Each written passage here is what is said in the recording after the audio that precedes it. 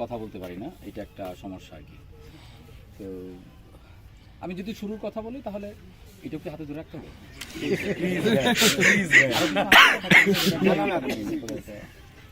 টাকা পয়সা দিতে পারবো না। আপনি কষ্ট করেন, এত কষ্ট করা যাবে না। আলাদাভাবে কোনো কিছু পাবো না বলছি। তো এখন লিটু ভাই আমাকে হঠাৎ করে একদিন বললো যে এরকম একটা কাজ করতেছি। তো আমি যেহেতু প্রফেশনাল অ্যাক্টর না, তো আমার জন্য দীর্ঘ ধারাবাহিকে আসলে কাজ করা আমার জন্য খুব একটু টাফ। গল্প টল্প শেয়ার করলো, ভালো লাগলো।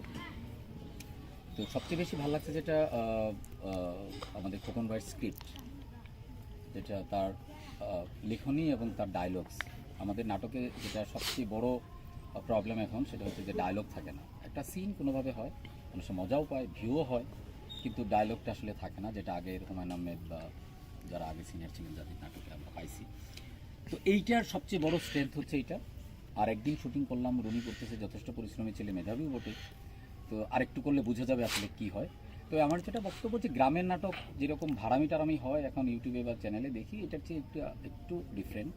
কারণ এটার গাঁথনিটা ভালো, বক্তব্যটা ক্লিয়ার, যারা পারফর্মার আছেন সবার সাথে আমার কাজ করা হয়ে ওঠা নাই এখনও, কিন্তু নিঃসন্দেহে তারা ভালো অভিনেতা। তো যদি সবার একটা একান্ত প্রচেষ্টা থাকে, আন্তরিকতা থাকে, ডিরেক্টর এবং চ্যানেলেরও কিছু দায়িত্ব থাকে যে আমাদের ভিশনটা থাকে অনেক বড়, কিন্তু আসলে ওই পরিমাণ সাপোর্টটা করা হয় না। তো এটাও করতে হবে, কারণ আমাদের আমি দেখি আমি একদিনের কাজের আজকে নিয়ে 2 দিন হচ্ছে যে কাজের এক্সপিরিয়েন্স হলো যে এটা বলেই ফেলি না বললে তো আর এটা হবে না।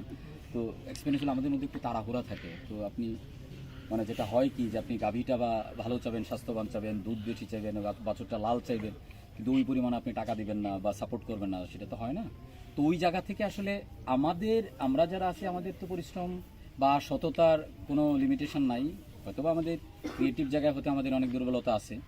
তো ওই জায়গাটা আপনাদের আরও সাপোর্ট দরকার। আর যারা মিডিয়া যারা আসছে ডেফিনেটলি আমাকে এখানে ডাকছেন, এখানে কাস্ট করছেন, আমি সম্মানিত। আমি বললামই যে আমি প্রফেশনাল অ্যাক্টর না, ক্যামেরার পিছনের মানুষ। আপনাদেরকে ধন্যবাদ, লিটু ভাইকে ধন্যবাদ, টিপি আলম মিলন ভাই যদি থাকতেন ভালো হতো। আর আমাদের সবচেয়ে বড় পাওয়া আন্টিকে আমরা পাইছি। ঠিক আছে, আমার শুরুটা হয়েছে, এটা একটু বলতেই হয় যে আমি যখন মোস্তফা সরোয়ার ফারুকের সাথে ছবি অ্যাসিস্ট করি তখন আমাদের 69-এর শুটিং ছিল।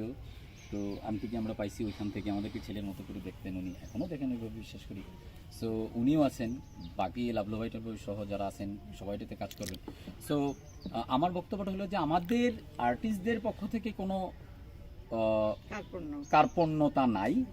এখন বাকি বিষয়গুলো তো আসলে অনেক কিছুর উপরেই নির্ভর করে।